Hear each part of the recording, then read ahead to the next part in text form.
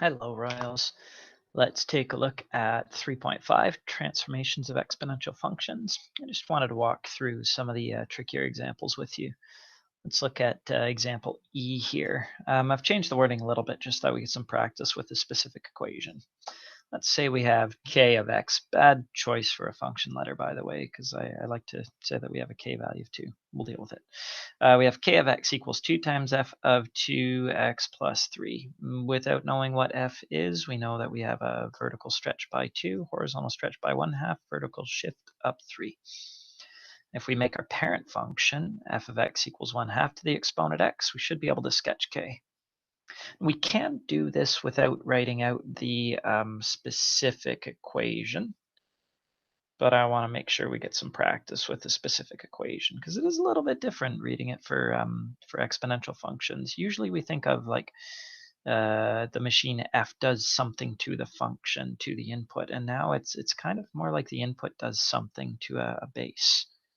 So for example, like if f of x was the square of x, then to apply the function rule, f to 2x would mean to square x. Now, when I write out the specific equation, and I see f of, I need to replace that with 1/2 to the exponent of.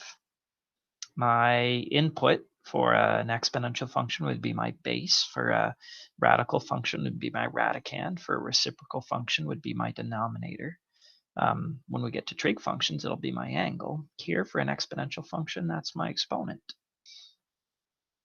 And then I add 3. The other thing to discuss is that looking at the specific equation, often students have a hard time listing transformations because they don't see the 1/2 as the base. Maybe they try to deal with the 1/2 as being a transformation, and it can be done, but you don't want to do it that way. You want to think of this as there's your base. So this is treat this as a transformation of a base exponential function with a base of 1/2. Okay, for the sketch, I'm going to start with my parent. This is where I want to be very familiar with my parents, and I can't just memorize all of them. I tend to use some pretty common ones, but I'm allowed to use any base at all. I'll choose positive bases that aren't 1. For my sketch, I think I'll just draw a quick decay curve. I mean, I can do a table of values in my head, like 1/2 to the exponent 1 is 1/2 to the exponent 2 is 1/4. 1/2 to the exponent -1, that reciprocates and I get 2. But I could also get by just drawing a decay curve that has a horizontal asymptote of y equals 0. And I'm going to perform a vertical stretch by 2. Like with other curves, these vertical stretches don't really have much of an effect on our domain and range, so I'm not too worried about the precision of it. Horizontal stretch by 1/2. Again, these horizontal stretches are not my favorite thing to perform. This will look a little different than other curves, though. We are stretching a function that is crossing the y-axis, and we're stretching it towards the y-axis. So this arm right here is getting closer. It's half the distance, and that arm right there is also getting closer. It's half the distance.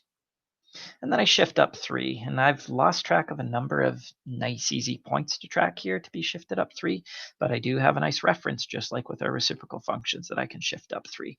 If I shift every single point on this relationship up 3, then I'll be shifting the vertical asymptote up 3 as well. And I've run out of my room there for my curve, but what I'm going to do is sort of center my view around my new horizontal asymptote of y equals 3.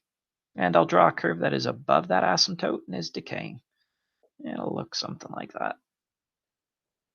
And I will label it K. I've lost track of all other sort of special points. I guess I could draw the x-axis and the y-axis if you really want them there. I don't think I was asked to label any intercepts. I could always find the y-intercept by just evaluating k of 0.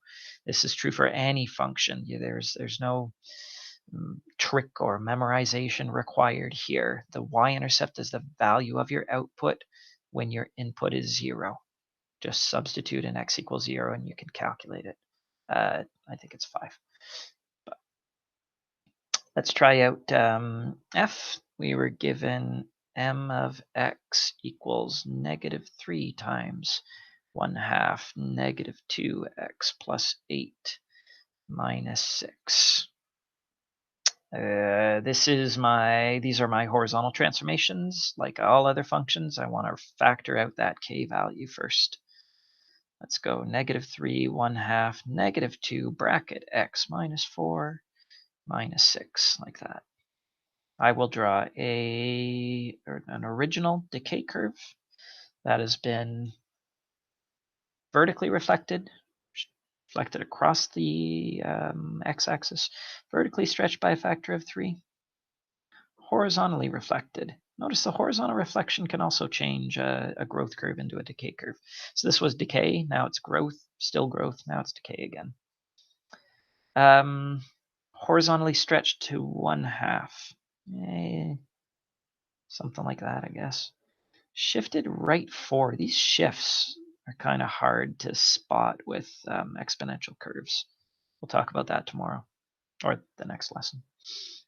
And then shift down 6. Well, this is just a mess, but all I'm really worried about is keeping track of the fact that now I have a horizontal asymptote of y equals -6. My curve exists below that asymptote, and it is decaying away from that asymptote in that direction.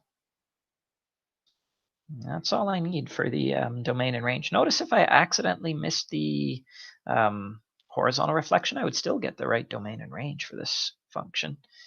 But in advanced functions, I would get the incorrect end behaviors. And if we're asked to draw a sketch, you want it going in the correct direction. So there you go. Don't stress out too much about the precision. I would never ask you to graph this on a grid. Listing the transformations is a decent option if you think that that's necessary. Use rough sketches and then always label your final sketch with your final answer by labeling the function letter there. Okay. You can always check your answers with Desmos quickly as well too. You will not have time to do a table of values, of course. It's always been a bad idea in this course. Try that out and let me know how it goes for you.